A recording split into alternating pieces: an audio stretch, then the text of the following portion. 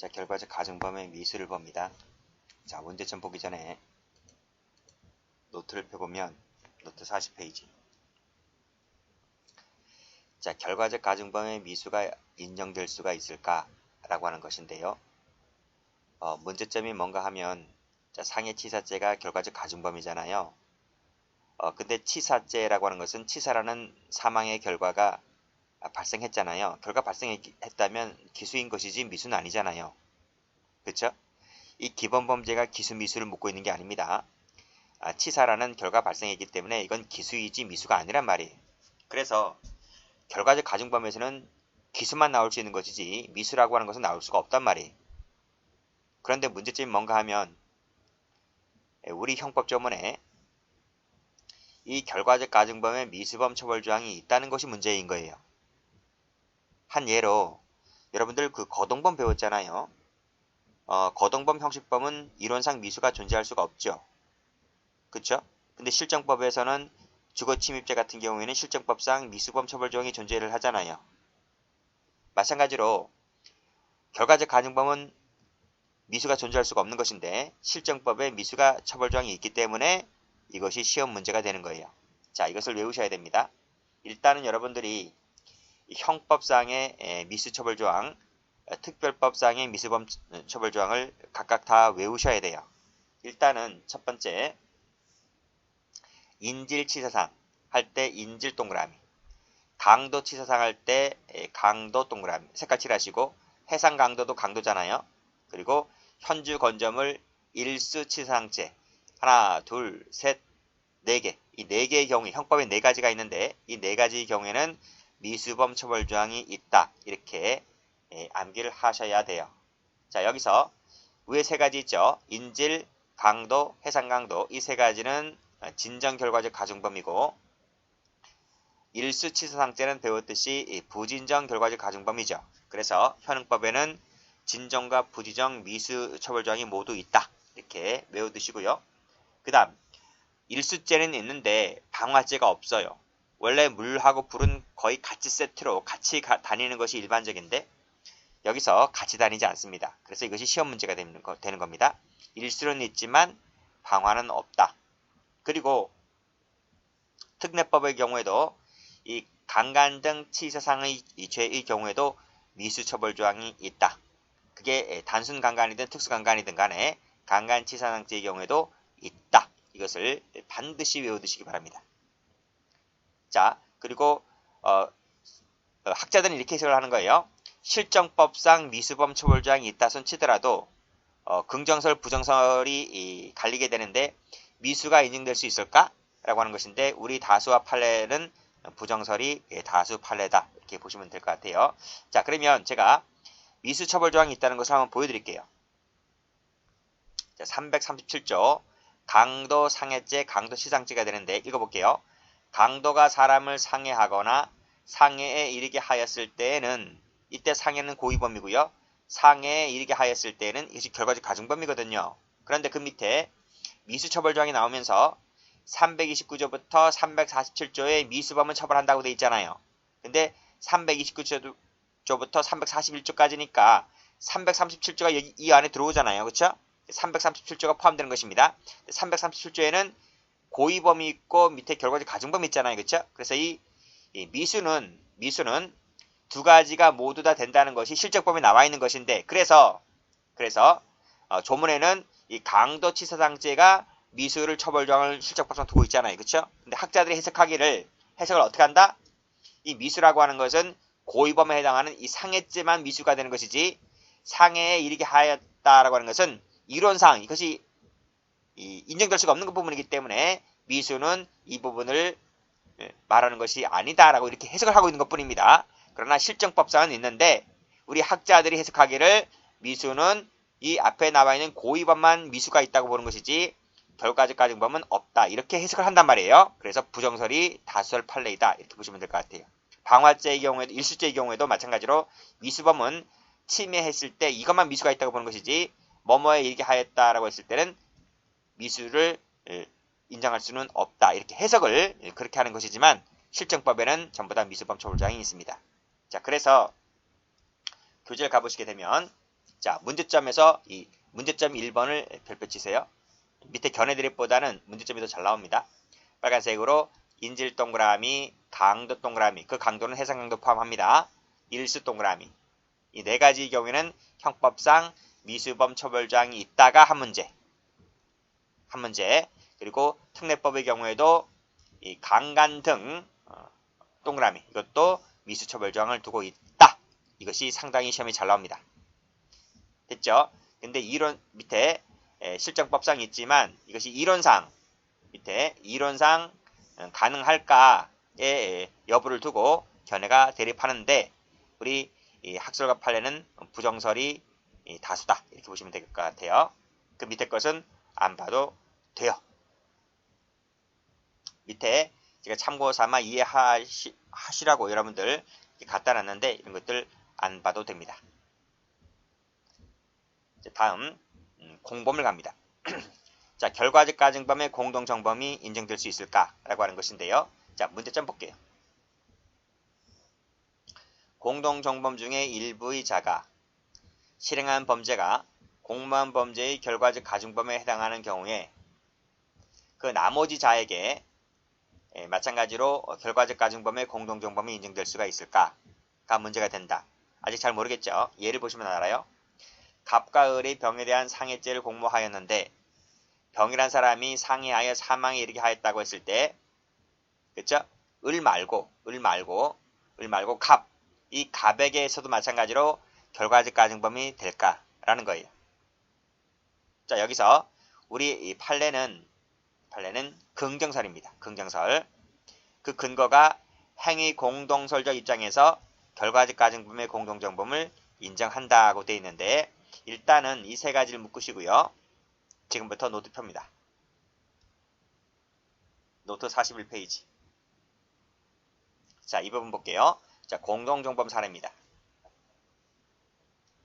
자, A라는 사람이 아니 이렇게 보시면 돼. 단독범 볼까요? 1번 단독범. A라는 사람이 C라는 사람에 대해서 상해죄의 고의를 가지고 칼을 들어서 찔렀는데 상해만 나와야 하는데 이 사람이 사망까지 하게 되었다. 그러면 A는 상해치사죄 아닙니까? 맞잖아요. 이 부분에 대해서 예견이 가능하기 때문에 방금 보았듯이 상해치사라는 결과적 가중범이 되잖아요. 그건 단독범일 때 말하는 것이고요. 지금 공범이잖아요. 공범. 공범이라고 하는 것은 등장인물이 한 명 더 나와야 됩니다. 그렇죠? 그래서 여기 A라는 사람, B라는 사람이 C라는 사람 한 명을 이제 놀이터에 불러냈어요. 놀이터에 불러냈다. 이 C라는 사람, 여기 C라는 사람인데 이건 한 명입니다. 한 명. 한 명이다. 한 명. 한 명을 놀이터에 불러냈다. 그래서 둘 다 상해죄의 고의를 가지고 때리기 시작합니다. 때리다 보니까 방망이를 들고 오게 되고 칼을 들고 오게 되는 거예요. 살인죄의 고의가 없고 오로지 상해죄의 고의만 있는 거예요. 상해죄의 고의만 있다 이런 말이. 즉 기본 범죄 행위를 같이 하고 있습니다. 퍽퍽 때리고 있는 거예요. 퍽퍽 때리고 있다. 근데 여기서 이 A라는 친구가 칼로 찌르다가 이게 일이 커졌어. 이 친구가 죽게 됩니다. 이 친구는 상해죄의 고의밖에 없었는데 어떻게 하다 보니까 죽게 되었다는 거예요. 그러면 A는 무슨 죄가 되나요? 당연히 상해치사죄가 되죠. 근데 문제는 이때 이 친구 B, 이 친구 B는 무슨 죄가 될까? 똑같이 이 친구도 상해치사죄가 될까? 이런 말이. 같이 때리긴 때렸어요. A, B 친구가 이 두 친구가 C를 놀이터에 불러내서 기본 범죄 행위는 같이 했어요. 같이 퍽 때렸단 말이에요. 이렇게 때렸단 말이에요. 그걸 뭐 한다? 밑으로 내려와 있지. 기본 범죄 행위는 같이 할 것. 행위는 둘 다 같이 할 것. 이런 말이야. 근데 그 중에 한 명이 A가 때리다가 이게 잘못 나가서 이 친구가 죽게 됩니다. 그럼 당연히 A는 위에 이 그림처럼 예견이 가능하다면 A는 당연히 상해치사가 된단 말이죠. 근데 문제는 B다 말 B. 자, B가 판례가 뭐라고 하고 있냐면 그래요. B 역시 마찬가지로 이 사망이라는 결과를 같이 했다면, 결과까지 같이 했다면, 그럼 100% 당연히 결과적 가중범위 되죠. 근데 그게 쉽나? 그게 쉬워? A랑 B랑 같이 때리는데, 이 같이 때리는 그것이 같이 꽂히는 것이 확률적으로 엄청나게 희박하지 않나요? 그래서 그 결과까지 같이 해야 한다고 하면 결과적 가중범위의 공동정범 성립 범위를 상당히 축소시키는 것입니다. 그래서 우리 판례는 좀 더 완화시켜서 결과까지 같이 할 필요는 없다 이 말이야.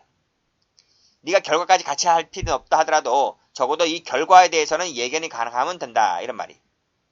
그러면 너에게도 결과적 가중범위의 공동정범을 인정하겠다 이런 말입니다. 자, 다시 한번. 일단 이 두 사람은 C라는 사람을 같이 때릴 것, 즉 기본 범죄 행위를 같이 할 것, 이것이 1번.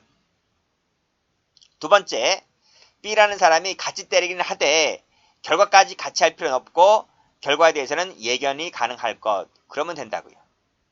만약에 예견을 하지 못하잖아요.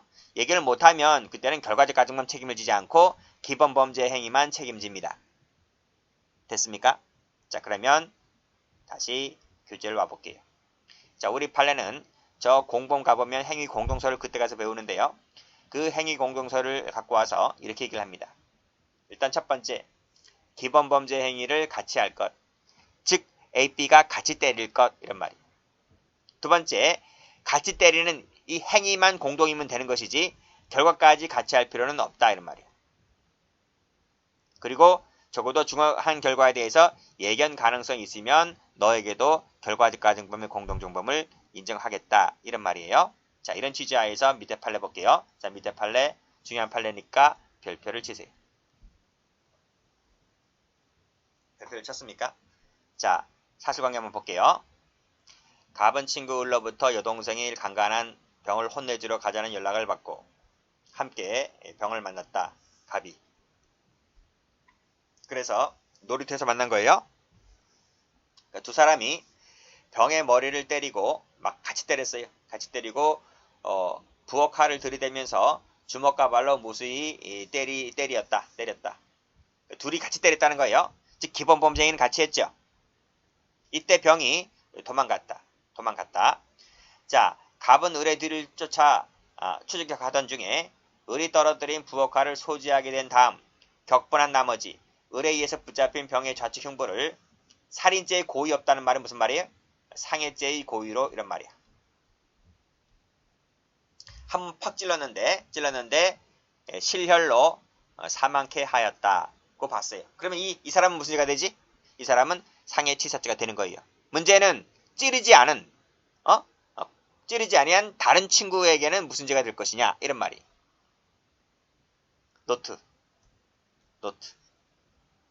그치? 여기 보세요. 보시면 갑하고 을이 병에 대해서 같이 때렸잖아요. 이렇게 퍽퍽 때렸잖아요. 때렸다는 것은 기본 범죄 행위를 같이 했다 이런 말이. 그리고 이 중에서 피해자가 도망갔죠. 도망갔는데 갑이 추격해서 이 부분을 잘 봐두시기 바랍니다. 갑이 상해죄의 고의로 칼로 찔렀는데 이 사람이 죽었다는 거예요. 그러면 갑은 무슨 죄가 돼요? 갑은 상해치사죄가 된다 이런 말입니다. 이때 이 을은 무슨 죄가 되냐고요. 일단 을은 기본 범죄행위를 같이 했잖아요. 같이 했단 말입니다.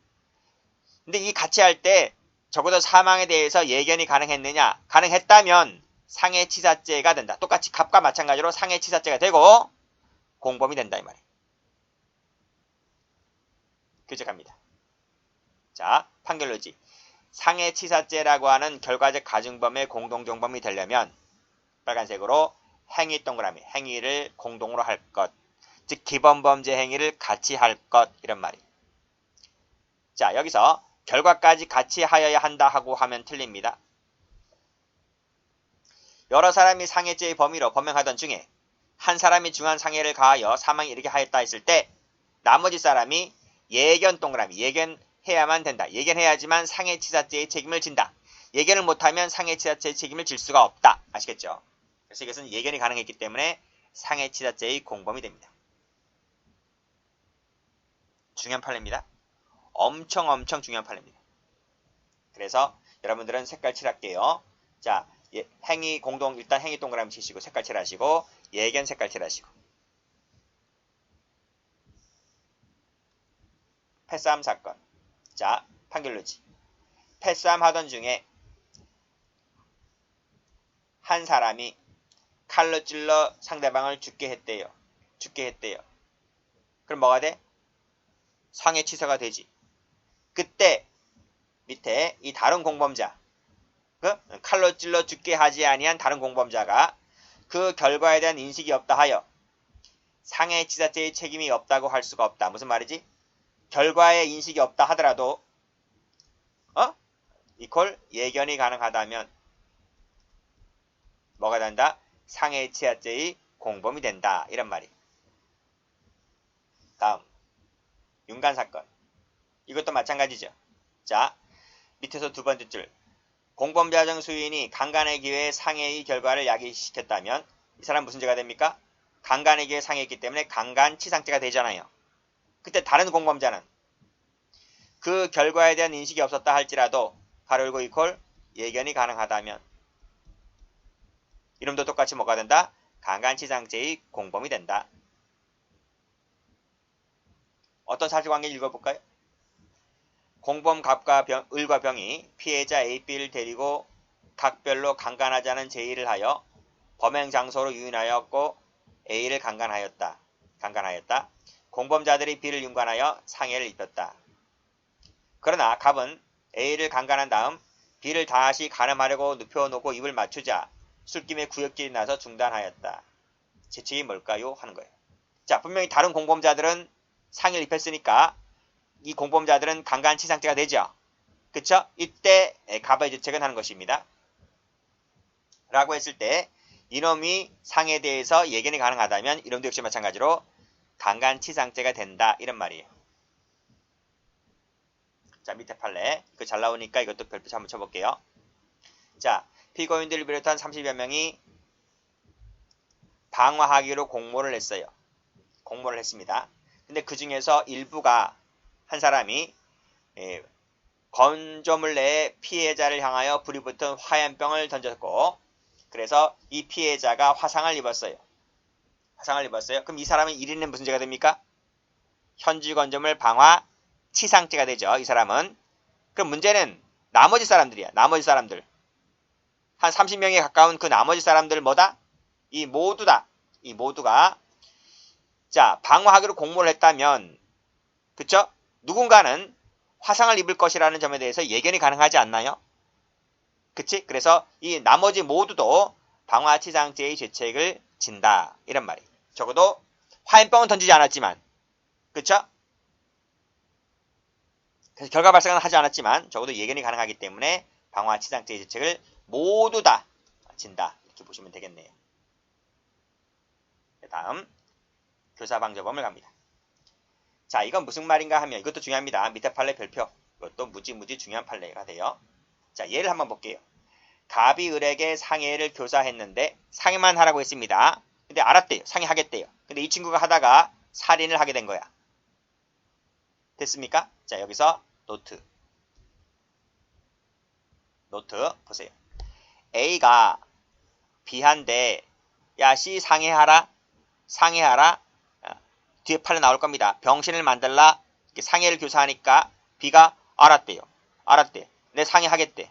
병신 만들겠대. 이렇게 결심을 하게 되죠.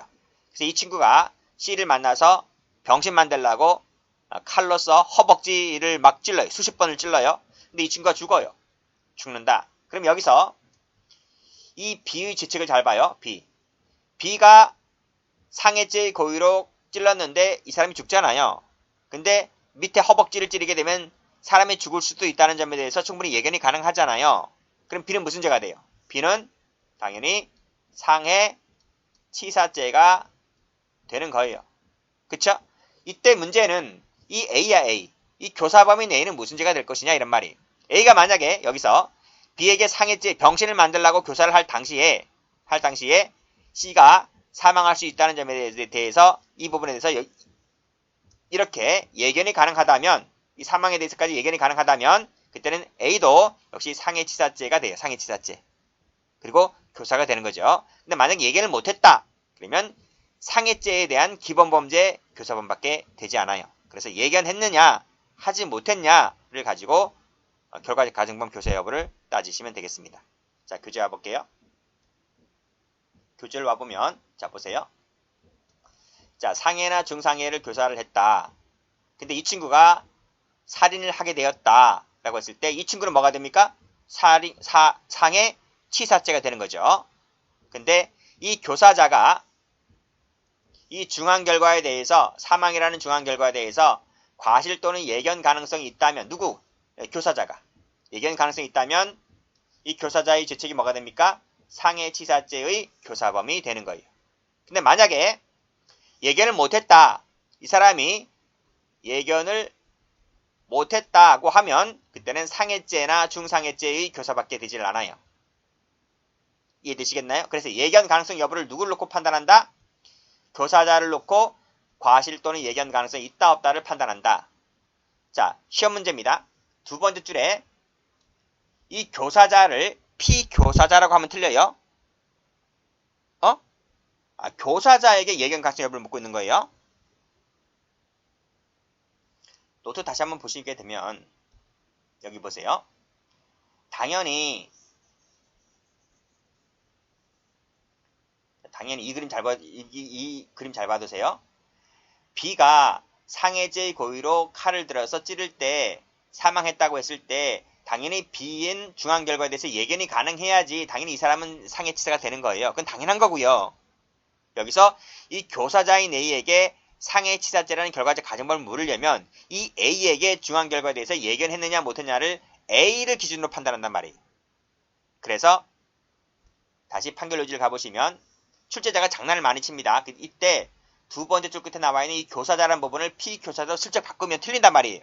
그래서 교사자인지 피교사자인지를 써놨는지를 잘 확인하시라고요. 문제를 풀 때. 됐죠? 여기까지 해서 결과적 가정범 모두 마치도록 하겠습니다.